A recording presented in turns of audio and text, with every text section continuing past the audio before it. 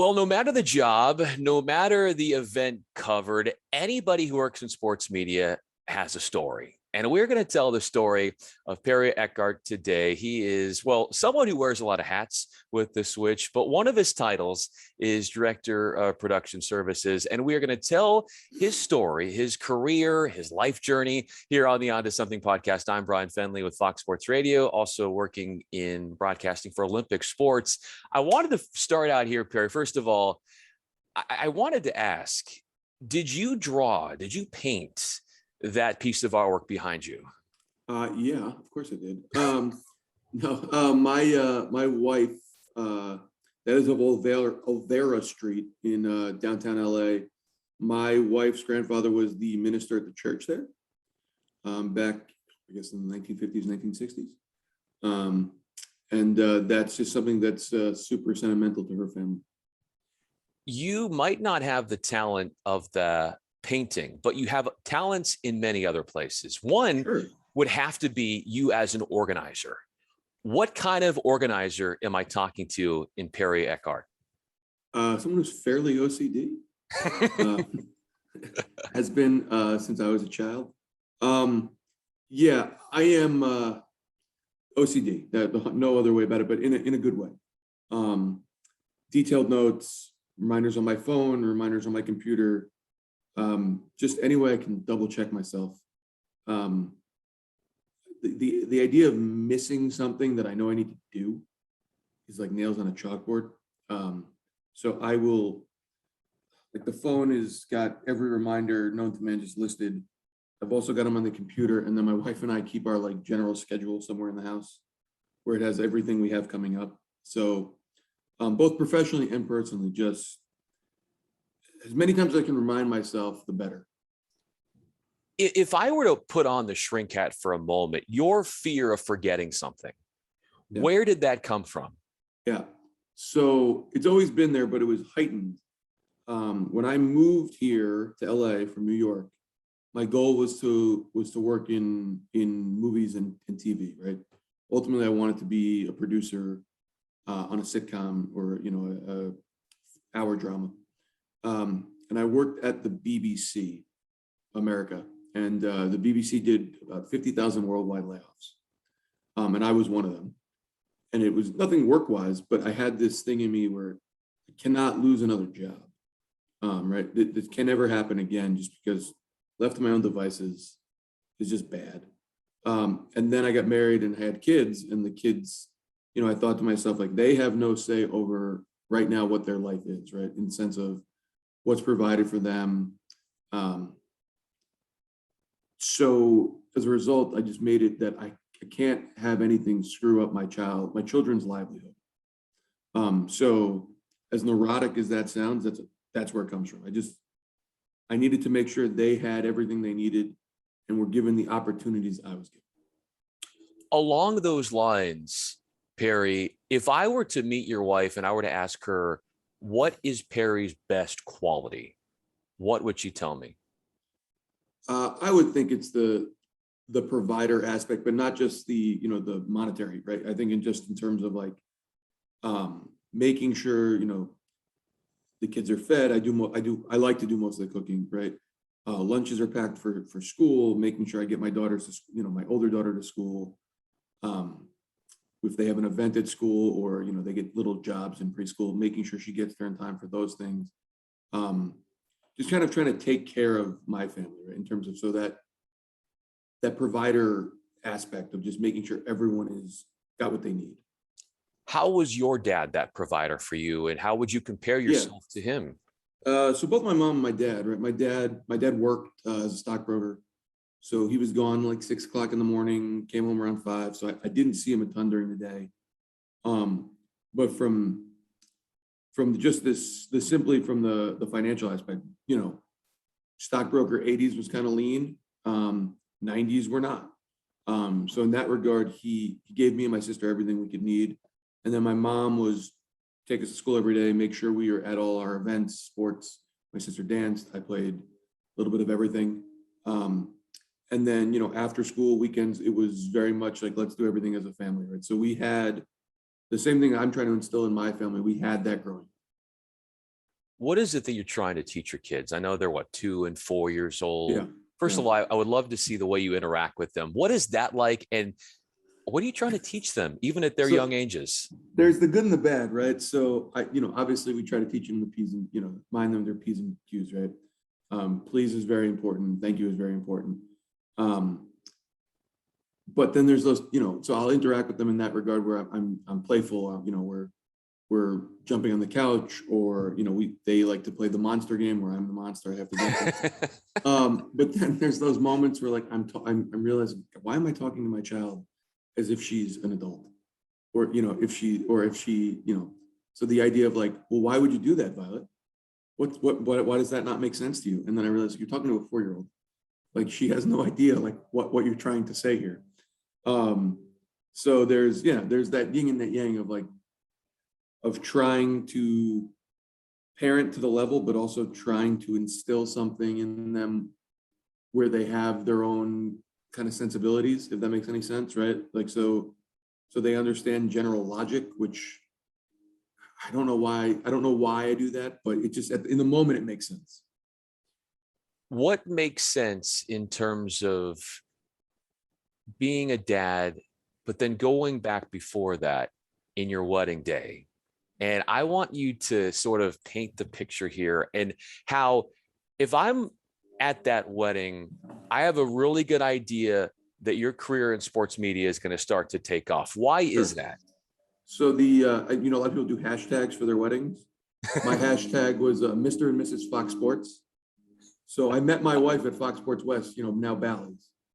My wife was the online manager for the website. So we dated in secret for several years. And then she moved on to what was Fox Neo, which I don't know if that exists anymore. And I stayed at West. And then when we got engaged, it was, oh, hey, by the way, we're engaged. And most people were like, oh, really? We didn't know that. So we were not good at hiding it. So my point was, the hashtag was Mr. and Mrs. Fox Sports West. So there were a lot of people from our industry at our wedding. So to say there was some sort of trajectory or a plan, you could probably look at it and said like, yeah, he might stay in this field and then rise that rank a bit. Well, who am I going to see in those pictures? If I'm looking I know you had Nick Davis on. Nick Davis was at my wedding. I know you had Patrick Karayan on. He was at my wedding. We were talking earlier, Patrick, outside of my wife and I and the ring bearer, there's the most photos of Patrick from our photographer. But we had a lot of like kind of technicians, right? So I had invited, I don't know if you have ever met Dan Snyder. He's a graphics guy does a lot of Clippers, Angels. Had a couple audio guys like Mark Ancliffe, who does a lot of stuff for Fox. We had invited a lot of people kind of out in the field in the local Los Angeles, San Diego market. And we got married on opening day of the baseball season. So not a lot of those people came. You don't hold that against them, obviously. Not at all. Not at all. One of my favorite stories is, I don't know if you know Mark Ancliffe at all. I do. He's a big time audio mixer. He's a home audio mixer for the Ducks. He's the lead kind of away show guy in LA and San Diego. And as of recently, he's doing a lot of those home run productions at the Fox lot. He had sent us a knife block for our wedding, but without his name on it. So we just received a knife block with knives. Didn't know who it was from. And I was telling that story out at an Angel game when he got back from our honeymoon. He's like, oh yeah, that was from me. So, oh my gosh. Yeah, it was always important for me to have relationships with those guys and keep those relationships. What are you most proud about in yourself from a career standpoint? I know relationships have been key for you and you've grown those and that's helped you along the way. But to go back to that student right out of college at the University of Richmond, to who you've become today. Sure. I don't know. Oddly enough, I don't know if I'm proud of like anything yet. In the sense that I think I hold myself to a standard that I don't know if I feel like I've met, if that makes any sense. I think my wife would tell you otherwise. I think my parents would tell you otherwise. But I think I had this expectation for myself that I would be, all high and mighty by a certain point in my life. And I think I'm learning how to redefine that at this point. So, career wise, I know I'm on a good track. I wear a lot of hats, but I kind of have this feeling within myself, like you haven't done enough. So to what you were saying, I think the relationships are the thing I'm most proud of. The fact that I do have oddly weird, weird relationships, or not weird, but have relationships with people that are kind of way above my pay scale. If that makes any sense. It's obviously, that undying desire to always want more. And I think that you have to have that to a point in order to continue to fuel you in the next steps you take. Do you think, Perry, that what you're attaining is attainable in the sense that I always think, and I know a lot of people say this too, that it's never enough. You could Yeah. be this and that and at the top of this business, and it's never enough. Do you find that it oftentimes what you're gunning for, even if you get there, might not be satisfying enough for you in a sense? Yeah, I've started to get that place in the last year or so. I did a lot of like work on myself personally, and I realized the good with the bad, right? So yeah, you could keep trying to chase for things, but ultimately you're right. It's never going to be enough. You're always going to want more. There's still places I want to go and kind of ranks I want to rise, or rises, whatever the phrase is. But then I don't know if I would have the time with the family that I currently have, right? One of the blessings of COVID was, unless we're doing a production in studio, more often than not, I get to work from home. And that gives me, the flexibility of schedule and the time to do things like take my kids to school, pick my kids up from school, while I still manage the day-to-day of what I need to do work-wise, right? So if it means I have to get up at 6:30 in the morning to do the work, great. So I may not feel like I'm in the place I wanted to be or I thought I would be, but after doing the work, I kind of like the place I'm in. You explain the way in which you budget your time, and being content with where you are, with the understanding that it gives you more time with your family, and you being that present father. How have others in the business been a father figure to you? Sure. So Nick, who we talked about, Davis, when he came on at West, we had leadership that wasn't very friendly. And he came on and he was, you've met him, he's super outgoing, he's big personality. He's just also like one of the kindest people I know. He kind of, I don't know if he did it purposefully or not, but I kind of felt like he took me under his wing in a lot of ways. And when I'd go out to remote, or I'd go out into the field, he would be there, and it wasn't weird for me to be there with the EP, the CP, and the talent, right? I was the production manager. I oversaw Clippers and Angels and a couple other, things here and there. And it wasn't weird for me to kind of be in that group. And I think it was because he allowed for that, right? Which is, whether it's me or just his general demeanor and personality, he kind of allowed me to grow into that role where it was okay for me to be sitting there with, with, like I said, with the EP, CP, what have you. So he kind of started that ball rolling for me. And then, when I got to the switch, Glenn Adama was there, and Glenn had been, done everything in this business. The first thing I did at the switch was we had a Conference USA package for the NFL network. And I had a short stint at the NFL network. And so I kind of knew some of the same players as him. And I was able to troubleshoot some issues we were having, not necessarily with the network, but kind of within the way we were kind of handling certain things of the package. And that was in the first month of me being there. And he saw that, and he had told my boss, I want him involved in some in our projects. And from there, the last 4 seasons, we've had, not counting COVID, but we've had about 100 to 150 ESPN events that we do a year that he oversees, and I've run tech ops on. And he gave me the opportunity to handle the tech ops. Previously I'd done a lot more crewing, budgetary stuff. We had always hired tech managers or site, had people go do site surveys for us to do our tech ops for our books. And now I've kind of started, now I've done about 300 of them over the last couple of years. Almost all of them from remote site surveys where a guy is taking his phone and saying, this is where the cameras are going to go. So I think, both those guys have just, whether it was I made a good impression or they saw the effort, or the desire, they both kind of, without me knowing it, kind of took me under their wing until I finally realized.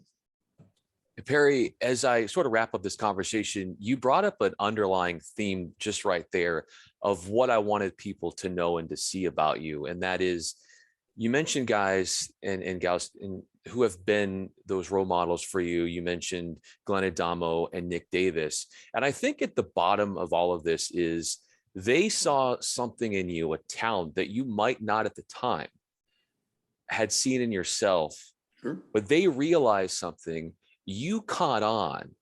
And thanks to them helping motivate and fuel you and sort of help you get to that understanding that, yes, I can do this, your career has been able to sail off and go from there. And I feel like that's a really interesting dynamic of what, you've been able to do.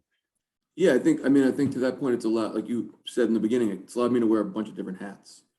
Right. So whether it's doing tech ops on remotes, handling our studio stuff. Start of the pandemic, I remember I would be in meetings about building out remote studios in other parts of the country with people that I thought, wow, I should not be on these calls. I think, I don't know if you know Joe Cohen, but he was leading some of those calls. And I was like, wow. Especially as a New Yorker and him being a New Yorker and him knowing Walt Clyde Frazier and Earl Monroe. I was like, I am way over. What am I doing? But I think, to that point, a lot of those guys have allowed me to kind of just figure things out for myself in many ways, which has kind of been the best way to grow, I think. Giving me the lessons when I needed the lessons, pointing out this might be a better way of handling this situation, but ultimately giving me the tools to kind of figure it out for myself.